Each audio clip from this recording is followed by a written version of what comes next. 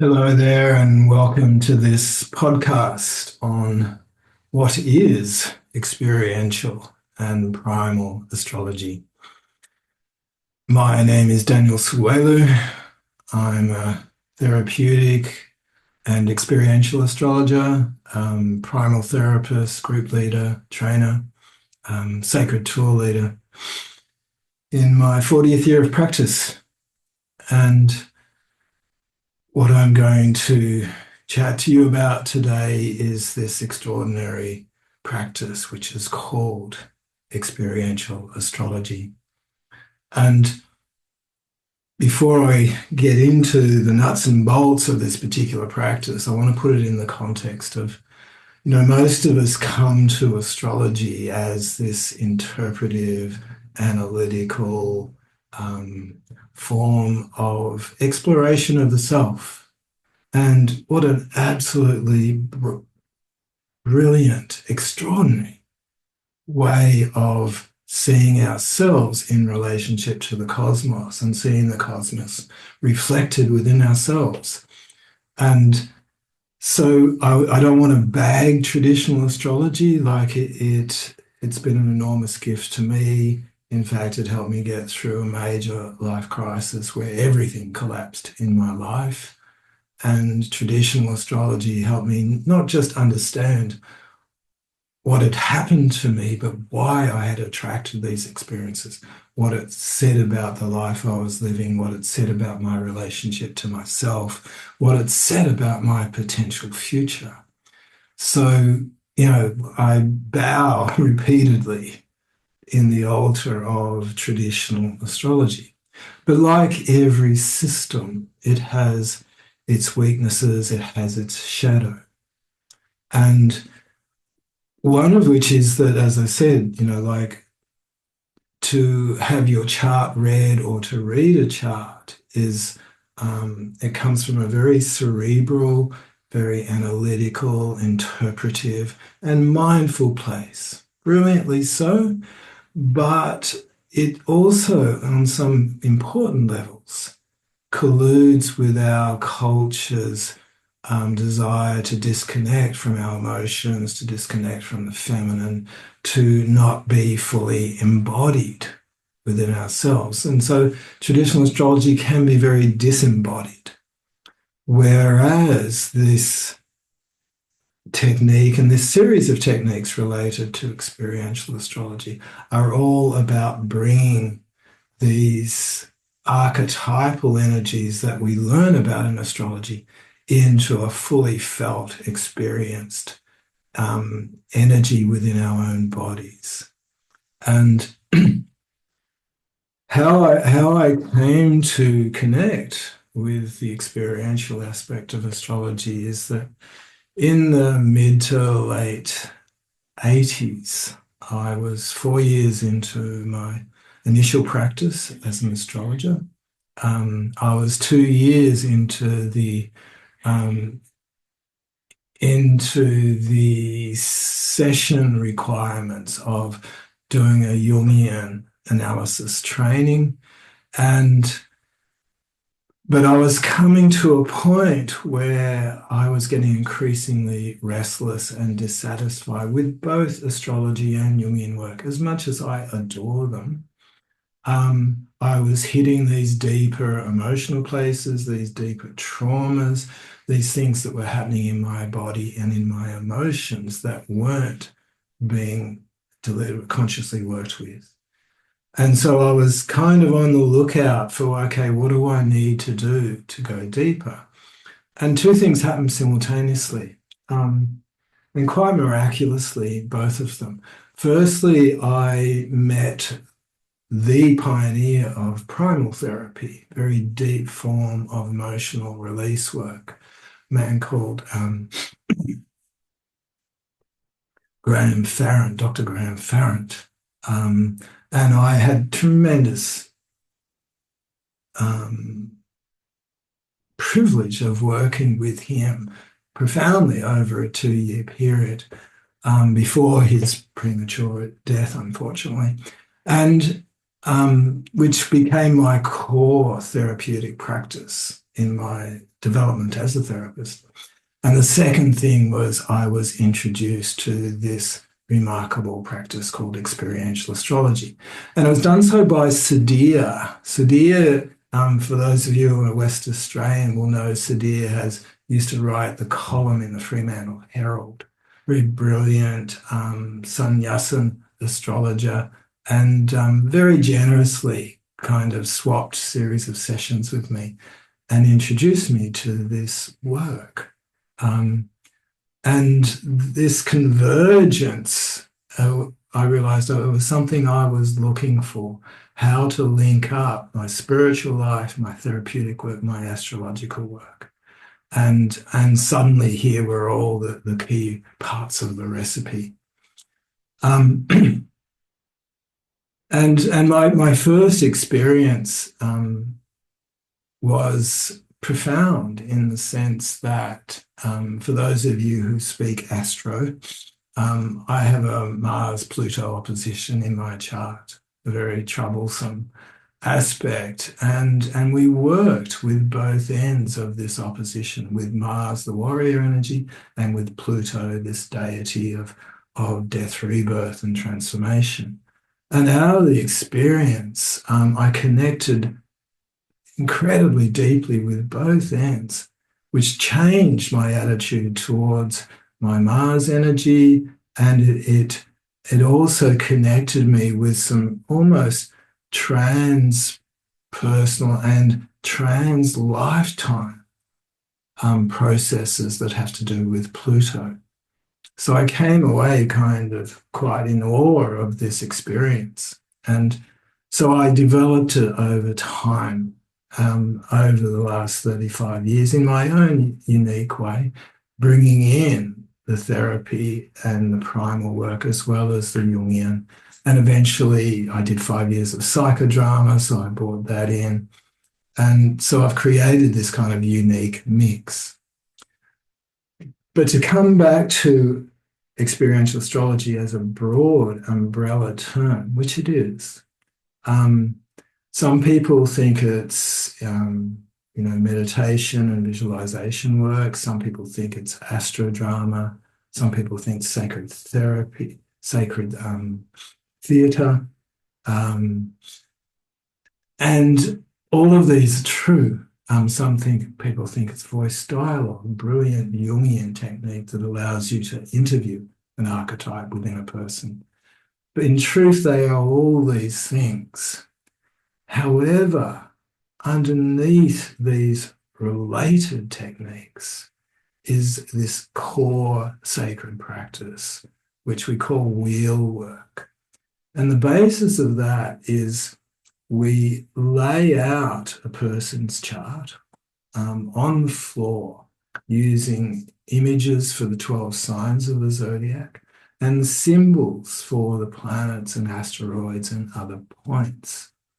And so we create what is, in essence, a sacred circle, a healing space, and what Barbara Hand-Clough calls a chirotic space, that is a form of energetic portal for accessing deeper layers of self. So it looks, it's a very much a mixture of ceremonial magic with archetypal power. And if you can imagine it, and you don't need to know anything about astrology for this thing to work for you.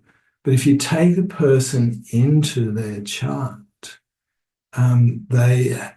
it opens them to having live, physically, emotionally, energetically experiences of the different parts of self, reflected by, whether it's the 12 signs, reflected by the different planets or asteroids or other archetypes.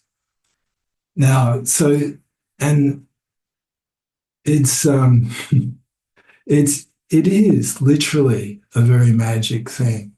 And but it's good to understand how it works. Now, if you're familiar with the archetypes, which you can also call subpersonalities or roles in psychodrama, they're different components of ourselves. But archetypes transcend individuals, transcend cultures, transcend locations on the planet. And for that reason, each archetype has its own core potency. It has its sacred dimensions, it has its mental directions, it has its physical ones. But there's a deeper source of what the Hindus call Shakti, or sacred power, connected with every archetype, whatever its name and its qualities. So the wheel seems to open up access to these deeper layers of each part of self.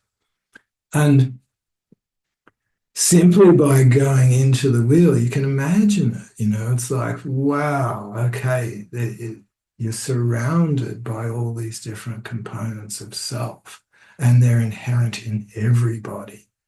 And whether the person wants to work specifically with a planet or is curious about some aspect of chart, or the person wants to interact using voice dialogue to connect with, say, their Pluto or their Jupiter or their Ceres, this opens the doors for them to do so.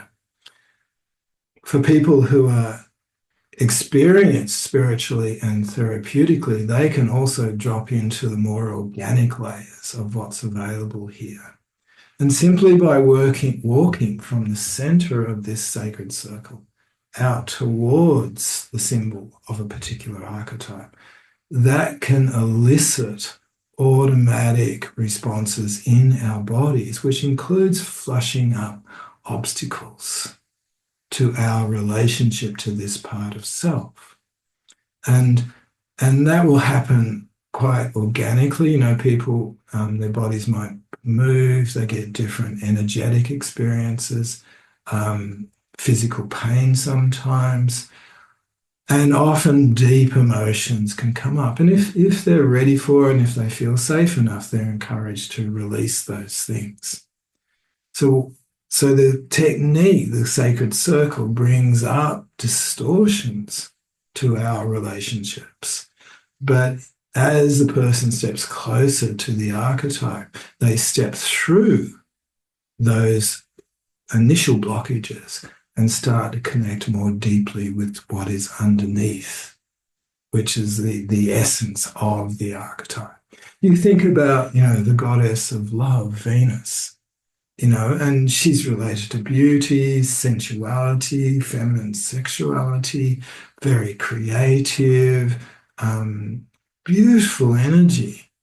But every archetype has its shadow, or every archetype has its blockages. You think of some of the things that limit your capacity for intimacy in relationship.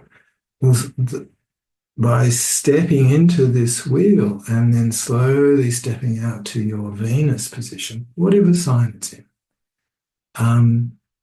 obstacles or issues or unhealed relationship trauma can be brought to the surface to be worked with, or flushed out emotionally, or shook out of the body. And the safer the person feels, the deeper they can go into those processes.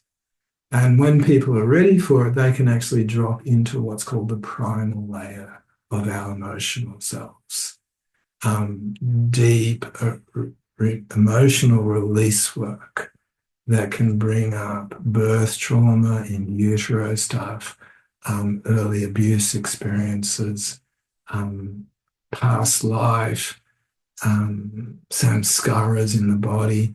So there's a deep layer of very powerful work for the individual if they're ready for it. So these are some of the different aspects of self. And some people have authentic spiritual openings or awakenings in this work. I don't talk a lot about this because it's not something you can control or predict, but it does happen. And particularly when you're working with certain archetypes that have to do with Kundalini, with the Shiva Shakti relationships within us, which you can do in this sacred circle. And for those of you who know your charts a bit, like people tend to think of the outer planets, the planets of deep change and transformation, Uranus, Neptune, and Pluto. You can work with those. You can get on side with these processes that are calling for you to break out of old patterns or to drop into deeper processes of healing or to open up spiritually through the vehicle of Neptune. Those things are far more accessible and can be actively and productively worked with. Okay, now this leads me to bring in something that experiential astrology did for me, was to connect or enhance my existing connection with the different phases of the sacred feminine, with the goddess. And this is such important work, not just in astrology, but in any therapeutic or healing system and in our civilization if we're going to survive. Because a lot of the trauma that's happening in the planet, as many of you know, has to do with the suppression of the feminine in all her forms, her light and her dark faces. So experiential astrology is a powerful vehicle for connecting with these goddesses, reclaiming them, bringing them into a better masculine-feminine balance inside our own selves, from which we can take a greater wholeness out into the world. Because another aspect, another weakness of traditional astrology, particularly if people aren't working with the asteroids, that planet-only astrology charts are heavily skewed towards the masculine. The Greeks and Romans got to astrology and shifted in a way that reflected their very masculinized perception of life. So if we're just working with the planets alone, things are really skewed towards the masculine. Whereas working with and bringing some of the asteroid goddesses, light and dark, into your birth charts, into the readings you have with astrologers who do that, that can actually bring a greater sense of wholeness.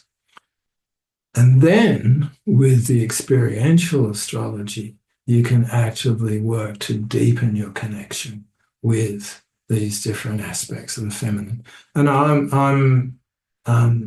want to honor the pioneers in this work.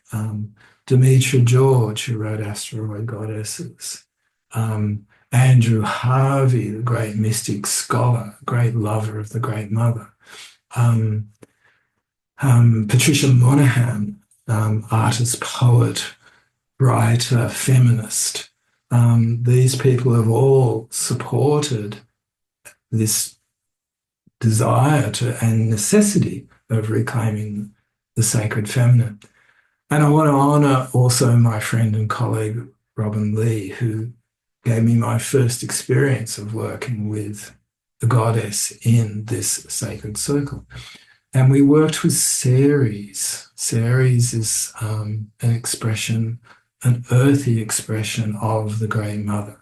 In her other name is Demeter, and she's like a second moon, very maternal energy. And when I stepped into Ceres and lined myself up with her symbol, I had this ecstatic, explosive, spiritual experience, which took me on one level right out into the cosmos. Like I was way beyond this planet on one level. And yet simultaneously, I could feel my feet on the ground, on the floor, and in the earth beneath the floor that I was on. And And there was a sense of my mother in there, as well as a lot of my female ancestors, and all the women in my life, particularly senior women who'd held space for me.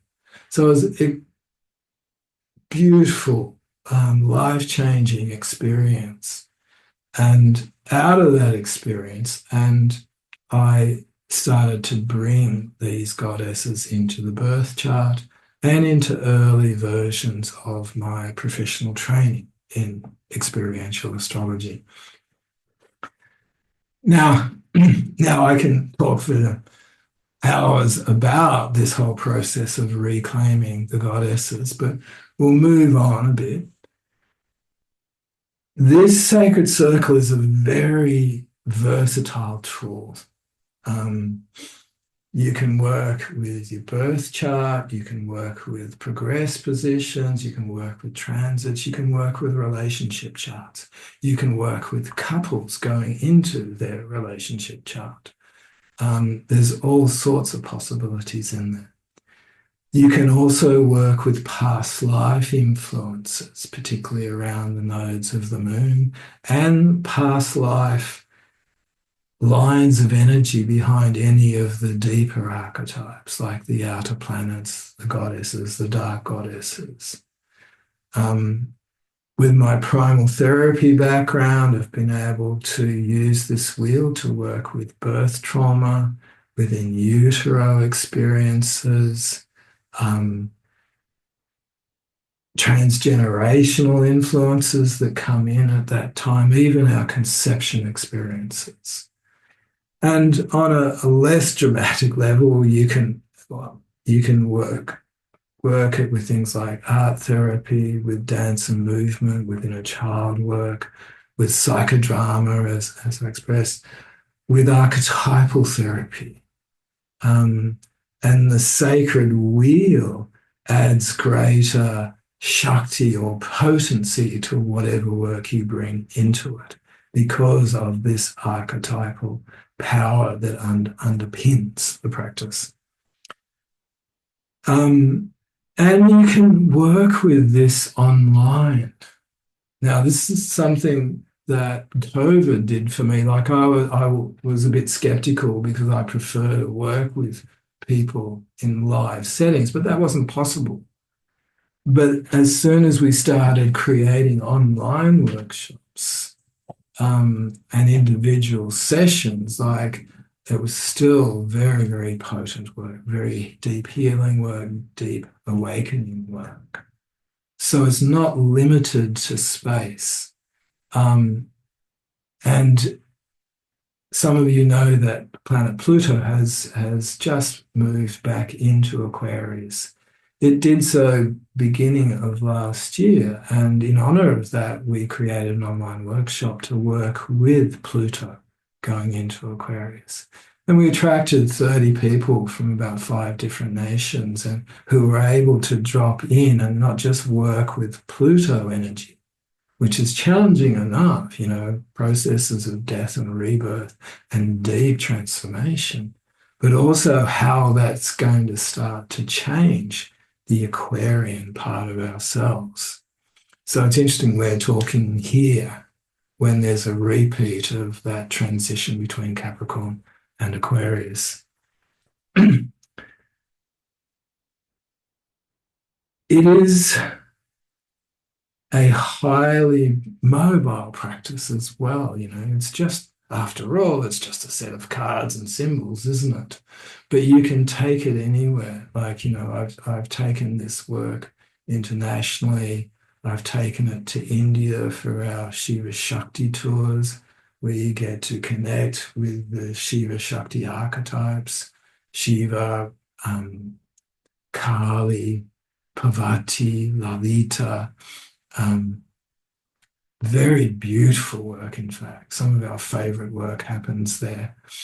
I've taken it into the desert, into Kimberley, the central desert, south coast of Western Australia, where I've worked with Indigenous elders who are happy to be around the technique. We've worked with it close to sacred sites. We've used it to help the healing of sacred sites. So you can take it anywhere with you, inside, outside, in whatever space is available where you've got the privacy to work with it. Some of the other expressions of its versatility is that you can work with relationship evolutionary processes. For instance, like there's a process we call from Venus to Mars to Shiva and Shakti, and going and working with the layers of archetypes of increasing depth in our relationship experiences and evolutions. So you might go from Venus and Mars to Eros and Psyche, and then to Jupiter and Juno, and then to Shiva and Parvati as different opportunities to deepen our internal processes in relationship, which will in turn will enhance the quality of our outer relationships.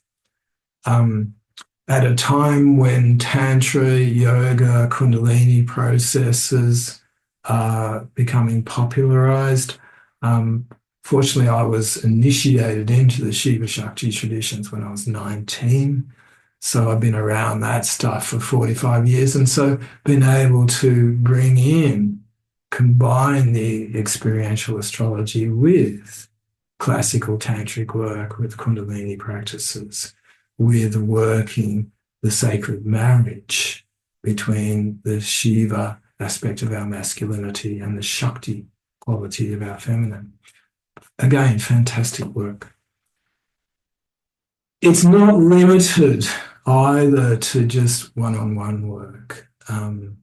Very early on, realizing that you can create very potent group work processes and workshops. And in the last 35 years, I've lost count. It's probably 300 weekend workshops, about 4,000 hours over those years, bringing groups of people. So imagine laying out a big zodiac on a 10 meter by 10 meter space, and everyone comes into the center of the wheel and faces the position of a particular archetype.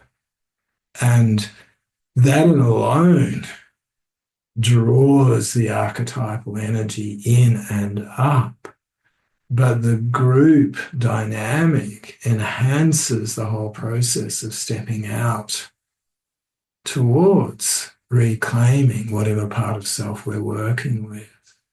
And that can get very dynamic, and people can have all sorts of layers of experience like I've described. But importantly, that it generates a tremendously powerful healing field of energy that ripples through everybody, and their own experience is unique to themselves, but it's driven by the archetype that we're working with at the time. Magnificent work. It can get very expressive and dynamic, but we combine it with a lot of dance and movement and shaking processes to clear stuff, breathing exercises. This is where the primal astrology comes in. Now, important point, while we're talking about primal astrology, this is the Australian version, which is primal therapeutic astrology. As far as I know, and I'd love to hear otherwise, I'm the only astrologer on the planet who's a trained primal therapist. However, there is a form of primal therapy in the US, but it's more shamanic, animal totem based. So please don't get them confused. Very different approaches, but using similar tools. Okay. Now, because of the dexterity of this practice, I've been able to, create process of working with the dark goddesses, of shattering some of the patriarchal-based myths we've been fed, which are very poor representations of the essence of these goddesses, however mysterious they are. We've done a lot of men's and women's work with my partner. We've dovetailed with shamanic practices, done 17 years of combining experiential astrology with psychodrama, thanks to my first wife, and worked with spiritual midwives in utero processes, women's business.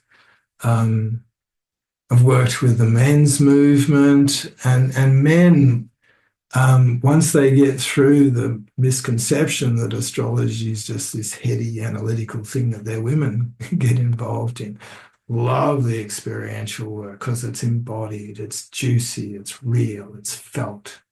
And I love working with groups of available men to allow this stuff to come through. And I've had the great pleasure of working with the mystic scholar Andrew Harvey, who loves this practice. He's a great advocate for me. And we've worked with, again, the Shiva Shakti. We've worked with the Black Madonna. We've worked with increasing our connection of sacred masculine and sacred feminine. So it's a very versatile, flexible process. Now, so how do you get it? What do you do?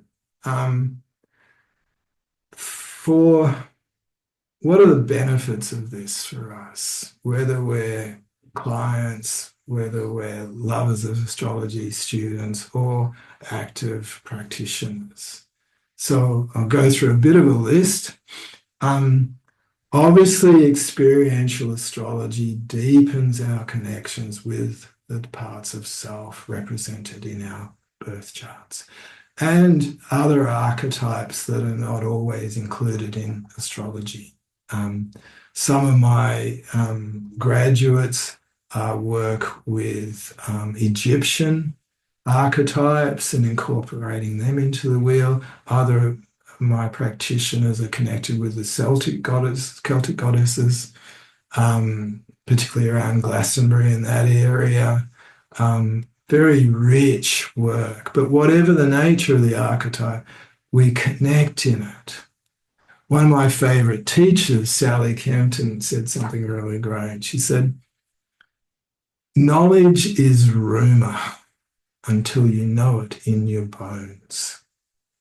And I love that because it says, okay, we can understand things or we can have insights about our processes, but knowledge alone won't heal us. It won't heal our core schisms. We have to go deeper than that. So experiential astrology, and particularly primal astrology, supports us to connect deeply. And when we know an archetype deeply and intimately, we know how to draw from their energy when we need to call them up. We know how to invoke their potency, their support. We know what to do if distorted versions of them are showing up in our lives. So that's one gift of it for all of us. We can work with places in our chart that challenge us, with archetypes we don't want to go near for various reasons, or where there's too much trauma to get near some part of self. Experiential astrology isn't all dynamic. You can do some very, very subtle and gentle work with stepping through people's layers of natural resistance, subtler layers of issues around safety. You can work with great intimacy with a client so they can progressively step closer to work initially with their trauma, but to open up to what's underneath it, the giftedness that's underneath it. So there's some exquisite work that can be done there. Obviously, people have to be trauma informed, and in my training programs, people who are going to do the primal work, that they need to be working for 2 to 3 years on this territory as well as with me. For those very reasons, safety is important. Having practitioners who know the territory is critical. The more you connect with them underneath, the more Shakti or sacred power can arise through your own chakras, enhancing other parts of your life. But if you're with your family, with your friends, with your community, and with intimate partners, the more this arises, then the more you're a vehicle for spontaneous healing, for authentic transformation in the lives of others. You become more radiant with Shakti, and that supports people to be able to heal, to get into those scarier places, to understand the sacred dimensions of their wounds, their trauma, their resistances. Obviously, experiential astrology can help with the balances of masculine and feminine on different layers, and therefore support your relationship growth, moving through obstacles. You get to know the deeper gifts, psychospiritual capacities, ancient forms of knowledge that you've brought through lifetimes of healing, power and skills and abilities you've gathered to bring into this life. All that stuff becomes more and more available. In fact, the experiential astrology can support you to get closer and closer to your ultimate soul purposes in this life.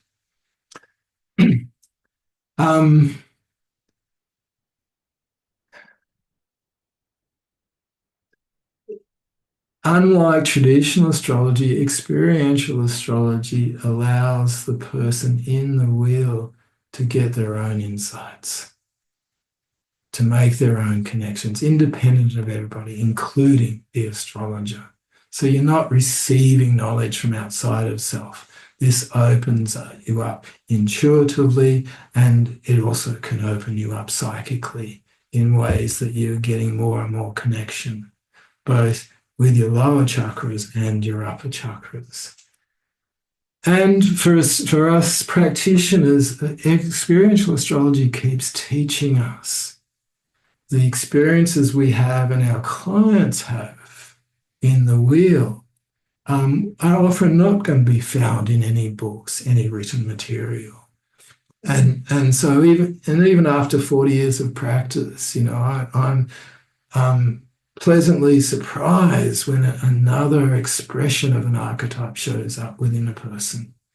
So it constantly teaches us, it keeps us on our toes, it supports our own evolution by expanding our knowledge base as well as expanding our capacity to understand what is organically expressed when we touch a particular archetype. And it can reinvigorate your life, as well as, if you're a professional, it can reinvigorate your process. It totally revolutionized mine. In many ways, if I hadn't come to the experiential work, I would have given away astrology 35 years ago. But it's enhanced my relationship with astrology and also empowers my readings, a lot more energetic transference, a lot of healing energy moves through, even when I'm in my analytical, interpretive phase. So, what to do about this? Where to get it? Obviously, I'm in New South Wales these times, but I go back to WA regularly. So there are workshops in both areas each year. I have a newsletter that that you can access to keep track of those. If you'd like to work with me individually, you can do so live, depending on where you are, or, as I said, online. And I have 3 to 6 session packages for people who want to do some consistent work over a period of time. I've mentioned the trainings. You can learn the basics, practices of experiential astrology over a 12-month period. It's about 200 hours, and it includes a lot of working on your own territory. You get a buddy for the year, and through the process, you get to work with all 26 archetypes that I include in my charts, on 2 or 3 different occasions. So you're deepening the connection.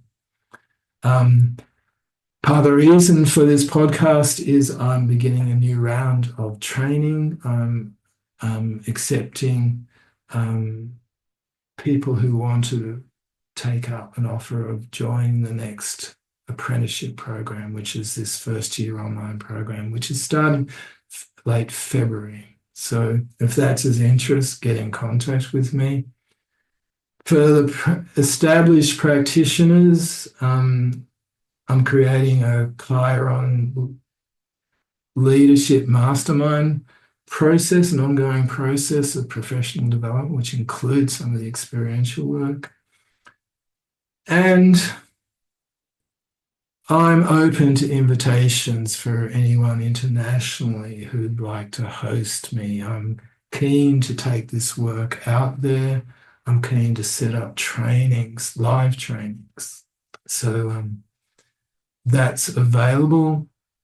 And in the more advanced aspects of the trainings, it has to be live work. And so we'll be offering 10-day intensives in Bali in 2026. So for those of you who are new to this, welcome once again to Experiential and Primal Astrology.